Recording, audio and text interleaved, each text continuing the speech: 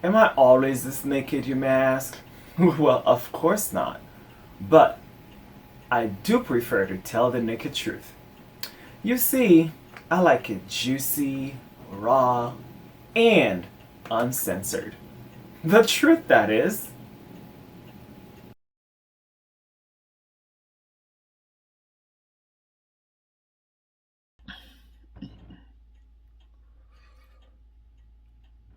This water is so juicy. Hey everyone, welcome to another episode of ZEN TENN Speaks. So this another what really grinds my gear. What grinds your gear? Did you watch my last video? So as I mentioned, as a human being, I get things that annoys me and things that grinds my gear. So I'm doing my best and I'm working on those things to not let them grind my gear because I need to have true joy and be happy in my life instead of being annoyed at things, right? Especially things I can walk away from. But we're talking and we like to kiki and talk about stuff, and that's fine too. So I want to tell you what grinds my gear. So, number one thing that grinds my gear is many other things, but I talked in the other video. You can go watch that. Is I do not like handshakes, and I'm so thankful and hopefully I'm grateful and thankful. Hopefully that from now on, people will be hesitant to shake other people's hands. I don't like handshakes for two reasons. Because it's unsanitary, and second is because it's a transfer of energy, and a lot of people, I don't want to take their energy. No judgment toward you. I just, my body, my choice. I don't want to touch you. I don't I don't like the culture of, if you don't shake my hand, I'm gonna take it to an offense, and if it's for a job, I'm not gonna give you a job because I feel offended because you're not touching me. Can we keep our hands to our own selves, please? Like, the only time I want to touch you, if it's consensual, of course, like you're my homeboy, my homegirl, and we kiki, or if we're gonna do Mountain Dew, which used to be my favorite drink. Where's Mountain Dew anyway? Like, do they have that anymore? I love a nice cold Mountain Dew. Oh, so juicy, and I love Mountain Dew, but I haven't drank Mountain Dew or soda for a long time. And so, yeah, let's tell me how you think about that. Like, if handshake is okay with you, with strangers, that's fine. It's like with the sanitation part, it's like now we're not doing it because of COVID and other things. Like, can we just keep that, not doing that anymore because of that? And I understand a lot of people don't understand about the energy part. I get it, but at least the sanitation part. You know how many people go to the bathroom and do not wash their hands after number two? Do you know that? I know I washed my hands after number two, but I gotta tell you, sometimes I don't even wash my hands. So, sometimes I don't wash my hands, not after number two, but after number one, or blow my nose, because I'm not gonna be touching stuff for other people. So I'm like, okay, fine, I don't need to, or whatever the reason. Most of us has done it at least. So no shame here. At least I can be upfront and said sometimes I don't wash my hands. And when someone's forcing me to shake their hands, I'm like, guess what? You just touched the hand that just shook my Lulu. I don't feel bad about it because you're the one who wanted to shake my hand. Now you have my cheesy poofs in your hands. So that will teach you to stop forcing people to shake your hands. And this is why I bow. And it's a form of meditation as well as a form of yoga. Saying namaskar to someone is showing them and having reverence for them. And this is a transfer of good energy, and it keeps you clean. It keeps your hand to yourself. So let's practice that, okay? Let's learn from the from the East, the Asians and other people who bow. Okay, let's learn that because it's a good practice. Speaking of that, side note, when I bow to anybody, okay, but when I bow to Asians, they feel funny about it, as if they get offended. Like, that probably grinds their gear. They probably think I'm making fun of them or I'm appropriating their thing. Like, okay, I get it. If you're Asian and you wanna let us know in the comment. Let us know how you feel about that.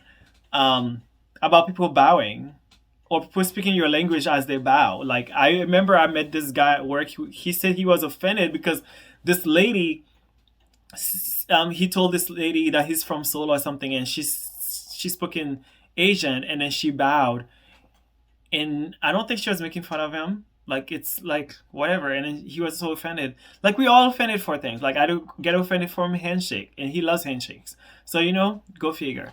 I get that. I respect that, to each their own. So moving on. The other thing I don't like is gum chewing.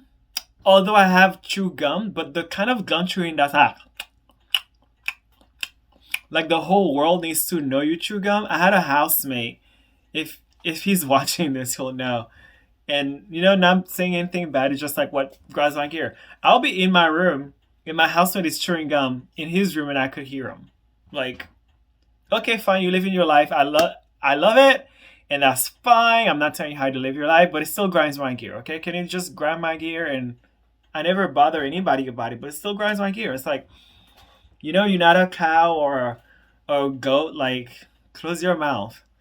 I remember growing up, they often would tell us, chew with your mouth closed. Like, geez.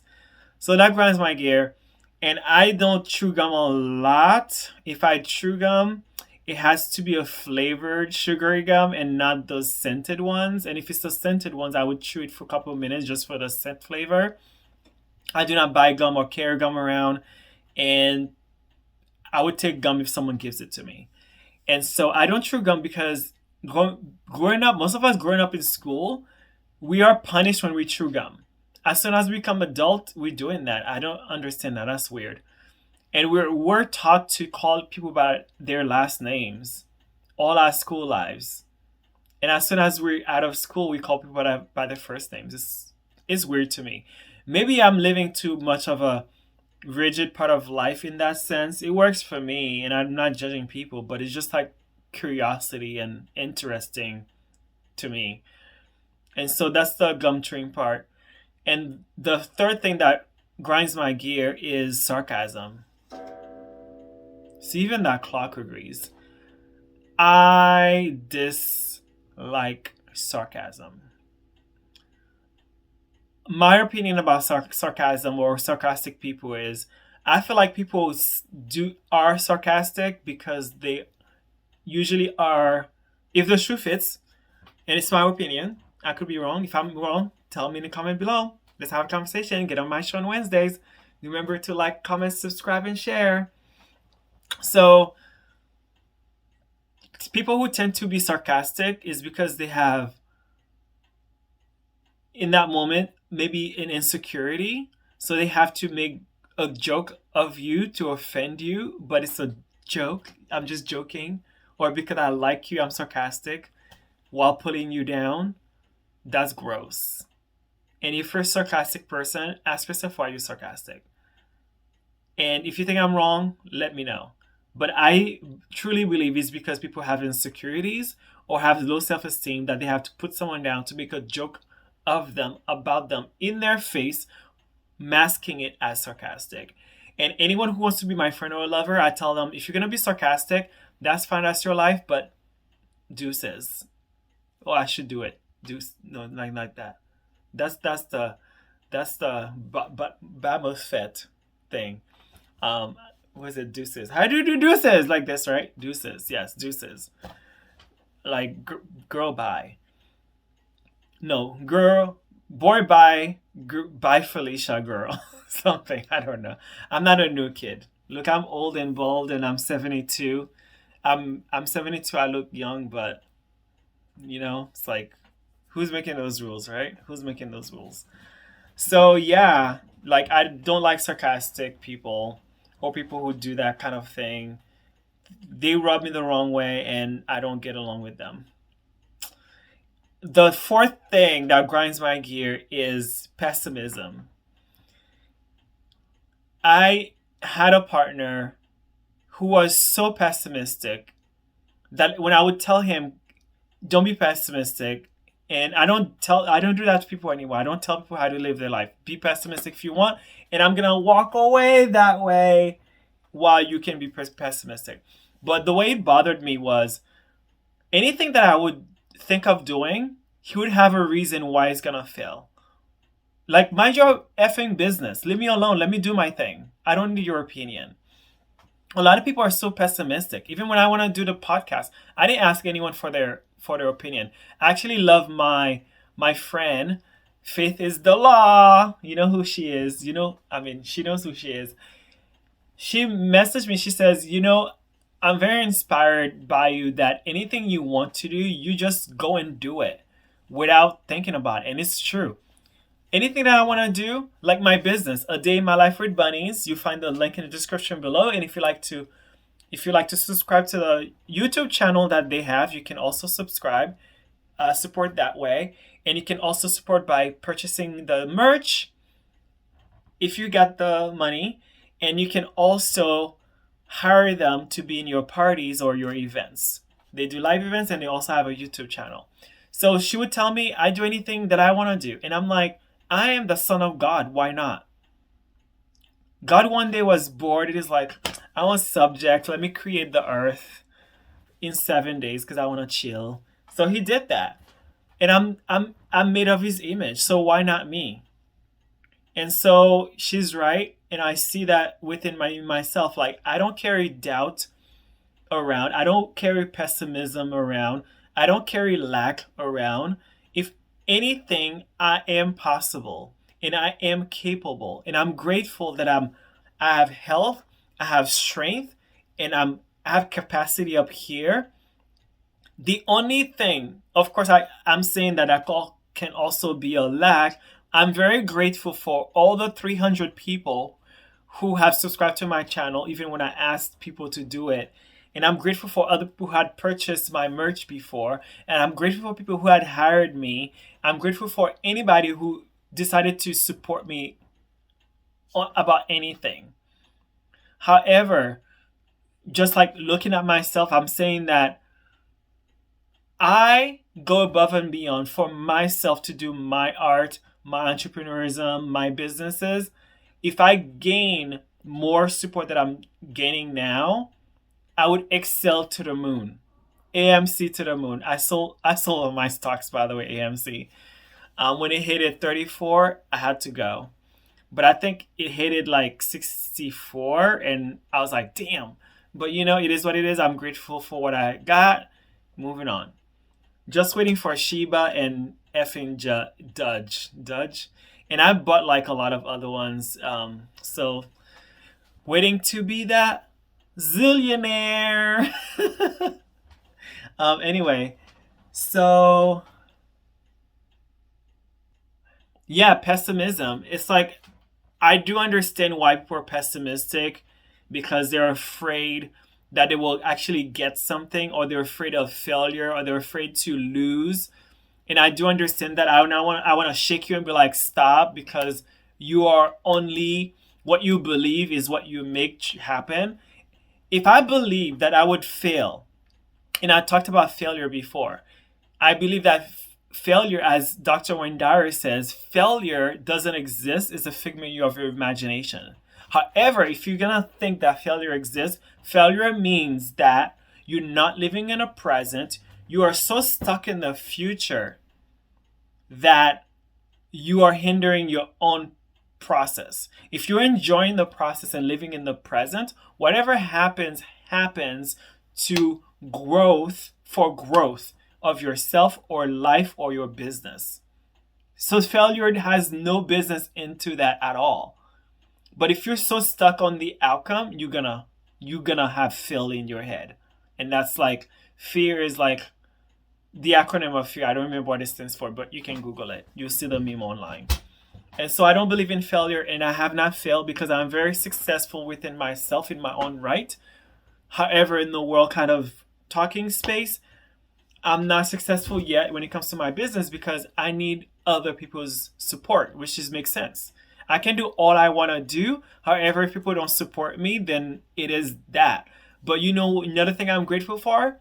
I'm grateful for that I'm enjoying the process and still living my life. As long as I can live in my castle you see behind me, and I have a roof over my head and I can eat well and I'm healthy, I'm grateful. I'm grateful. So I dislike pessimism, and I would tell my partner then, I understand you have your dark cloud and pessimistic nature, but don't put it on me. Don't make me doubt myself. Don't put fear into my dreams. And I would implore you, if you have people like that in your life, you need to sit them down and tell them what it's doing to you. And if they refuse to listen, you can do whatever you want, but I would say to walk away, because that's what I've done. I've walked away because I'm like, keep your black magic to yourself. So these are the four things that grinds my gear, and of course I'm working on them. At least the first two, I don't need to get annoyed by people wanting to shake my hand. I do my best to avoid handshakes, especially with the pandemic. I would bow, and if they really want to shake my hand, maybe I could fight a little about that, because that's my space. It's my space. MySpace.com. Yeah, I like MySpace more than Fbook. Like grandma would say, hey, can you help me make a my face account? Because she puts MySpace and my Facebook together, my face account. And so, but the second thing with the gum chewing, I can get over that. And when it comes to the people being pessimistic, I can just flat out ignore them. And if they want to, be in my space, I can be like, you can do you, but please let me just not be pessimistic. Please, like, yeah. Anyway, so what grinds your gear? Please let us know in the comment below, and let me know what you think about what grinds my gear, if you agree or not. Even if you disagree, that's great. Unlike the left and other people, I love a counterpoint, and I love a different idea and different point of views, different ways of thinking, because we're 8 billions of people in the world or more, and we all gonna have 8 billions ways of doing and thinking. So with that said, see you next time.